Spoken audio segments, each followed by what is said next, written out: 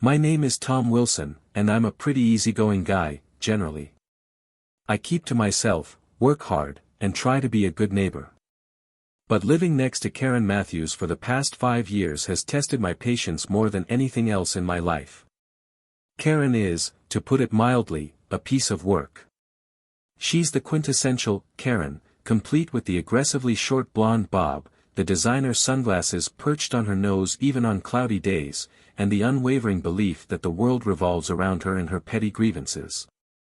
From the moment I moved into this quiet suburban street, she's made my life a living hell.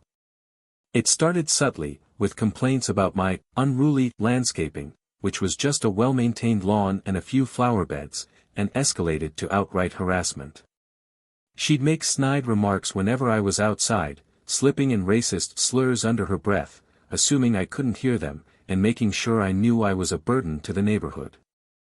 I tried to ignore it, to rise above it, but Karen is persistent.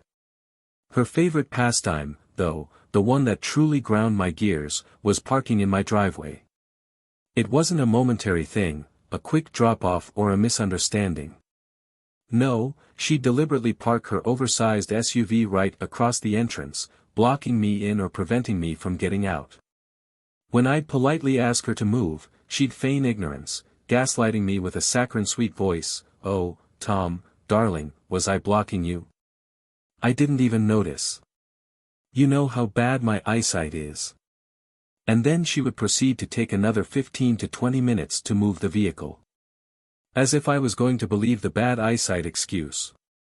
It was always an inconvenience, always disruptive, always a reminder that she felt entitled to disregard my property and my personal space. I tried everything, talking to her calmly, which devolved into her screaming about reverse racism, leaving polite notes, which she crumpled up and threw on my lawn, even contacting the homeowners association, which, predictably, did nothing, citing lack of evidence. I was at my wit's end. This woman was a menace, a constant source of stress and anger in my otherwise peaceful life. I knew I had to do something drastic, to finally put an end to her reign of terror and reclaim my sanity, and more importantly my driveway. That's when the idea struck me. A simple, elegant, and hopefully Karen-proof solution. The plan began to coalesce in my mind, a strategic move born of pure frustration and a desperate need for peace. The constant intrusions, the blatant disrespect, it all fueled my determination. It wasn't just about the driveway anymore, it was about reclaiming my space, my dignity, my right to live without being constantly harassed and belittled. The answer, I realized, was to physically prevent her from accessing my driveway. A clear, unambiguous message that said, "This is my property, and you are not welcome." Thus, the construction of what I affectionately dubbed the Great Wall of Wilson began. I wasn't talking about a brick wall, of course. That would be overkill, and probably violate some HOA regulation. No, this was a more refined, though equally effective, solution, a sturdy, custom-built metal gate. I spent weeks researching designs, poring over blueprints, and learning the basics of welding. I wanted something that was not only functional but also aesthetically pleasing, something that would complement my house and the neighborhood without looking like a fortress. Finding a contractor proved difficult. Most of them turned me down once I explained the situation and the specific requirements of the project. They didn't want to get involved in a neighborhood dispute. But finally, I found a small, independent welder who understood my vision and, more importantly, was willing to take on the job. We worked together in my garage, cutting, welding, and shaping the metal into the perfect gate. It was a double gate, hinged on sturdy posts sunk deep into the ground, and designed to swing inward, allowing me to easily drive in and out. It was tall enough to deter anyone from climbing over, but not so tall as to obstruct the view or create an eyesore. The final touch was an electronic keypad entry system, ensuring that only I, and anyone I chose to give the code to, could open it. As the gate took shape, I felt a surge of satisfaction and a glimmer of hope. This wasn't just a physical barrier, it was a symbol of my resolve, a statement that I wouldn't be bullied or intimidated any longer. The installation was a carefully orchestrated operation, timed to coincide with Karen's absence. I didn't want to give her any advance warning or opportunity to interfere. Within a day, the gate was up, secure, and fully functional. I stood back, admiring my handiwork, a sense of accomplishment washing over me. The Great Wall of Wilson was complete. Now, all that was left was to wait for Karen's reaction. I knew it wouldn't be pretty. The first few days after the gate was installed were blissfully quiet. I could come and go as I pleased, without the constant anxiety of finding Karen's car blocking my driveway. It was a taste of freedom I hadn't realized how much I'd missed. I almost started to believe that maybe, just maybe, she'd gotten the message and moved on. But I knew better. Karen Matthews doesn't back down easily. It was only a matter of time before the storm erupted. It happened on a Saturday morning. I was in the garage, tinkering with my classic car, when I heard a series of increasingly frantic honks. I knew instantly who it was. Sighing, I put down my wrench and walked out to the driveway. And there she was, Karen, behind the wheel of her SUV, her face a mask of rage. The car was parked right up against the gate, practically touching it. She was leaning on the horn, her eyes blazing. "Tom Wilson," she shrieked, rolling down her window. "What is the meaning of this?"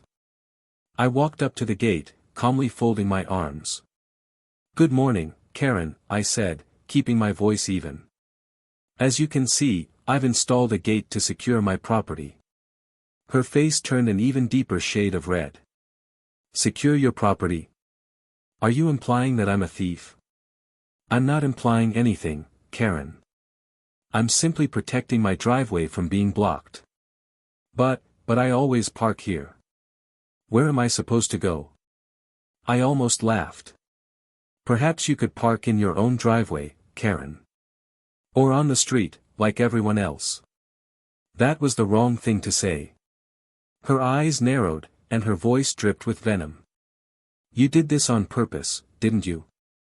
You did this to spite me. You think you're so clever, but you're just a..." She launched into a tirade of racial slurs and insults, the same tired, hateful garbage she'd been spewing for years. I stood there, listening, refusing to give her the satisfaction of a reaction. But inside, my anger was simmering. I tried to be reasonable, I tried to ignore her, but she just wouldn't let up. Finally, when she paused to catch her breath, I spoke. "Karen, I'm not going to argue with you. This gate is staying.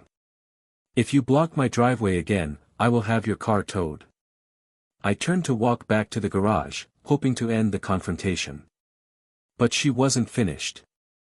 The confrontation. But she wasn't finished. As I turned my back, I heard Karen let out a blood-curdling scream.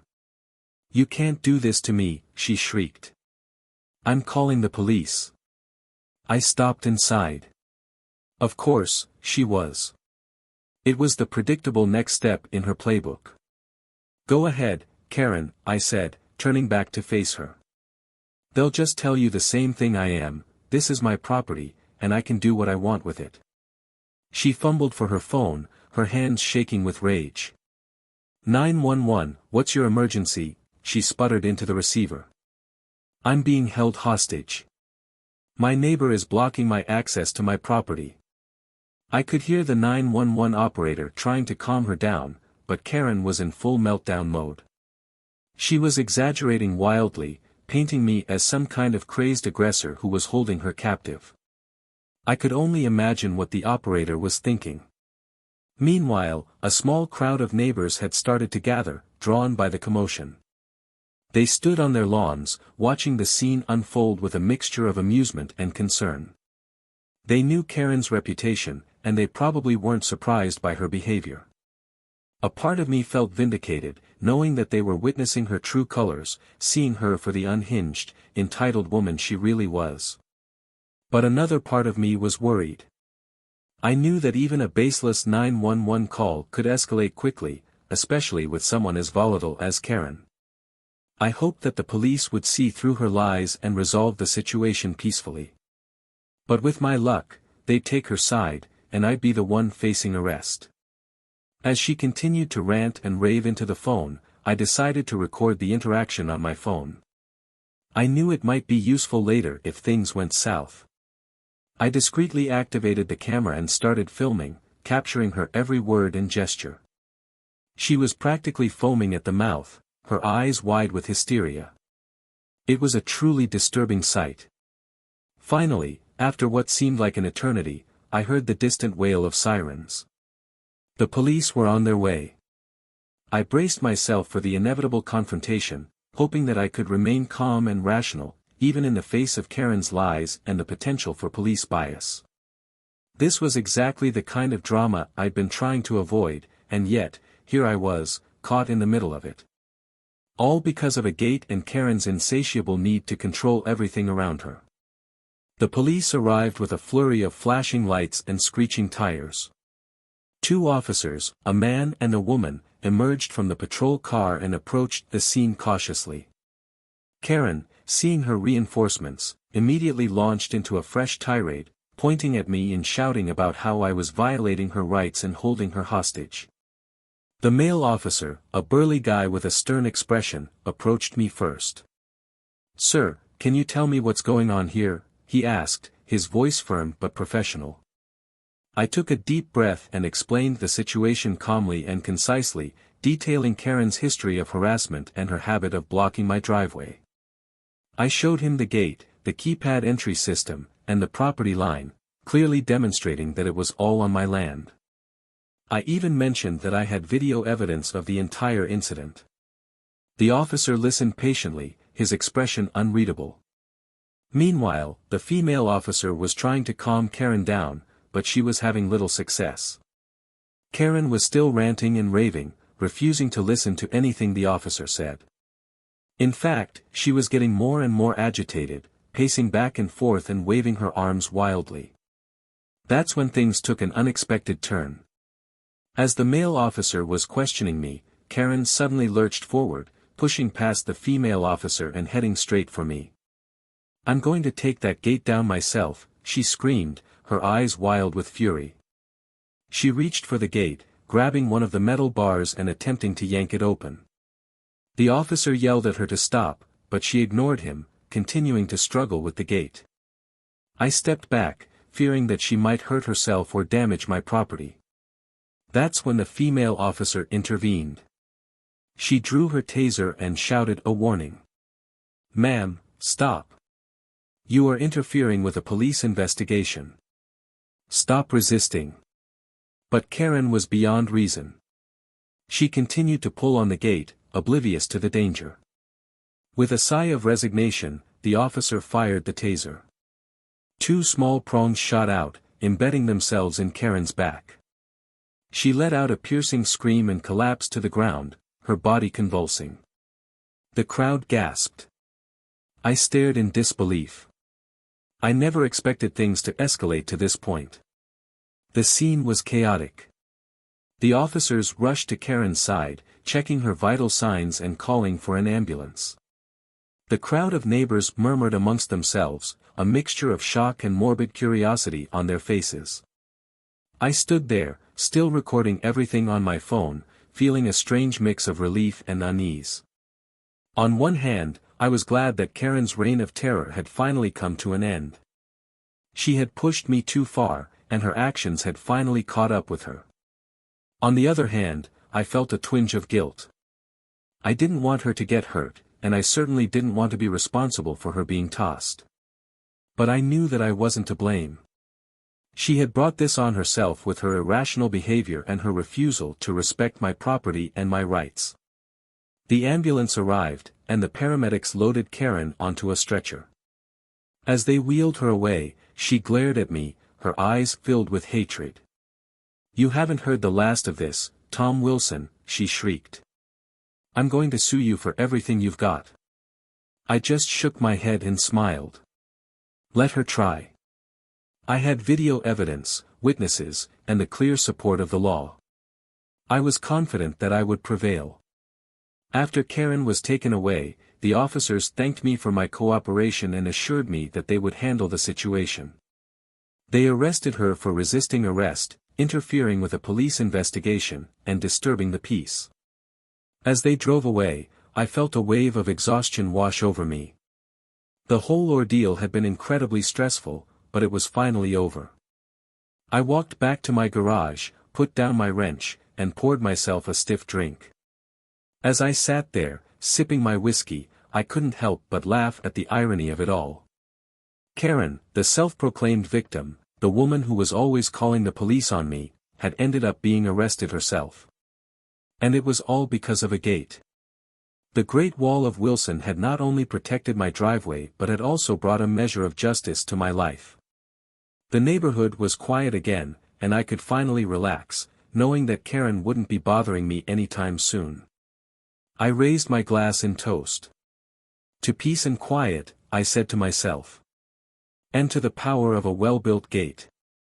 Finally, I had my driveway back, and maybe, just maybe, I had a little peace of mind too.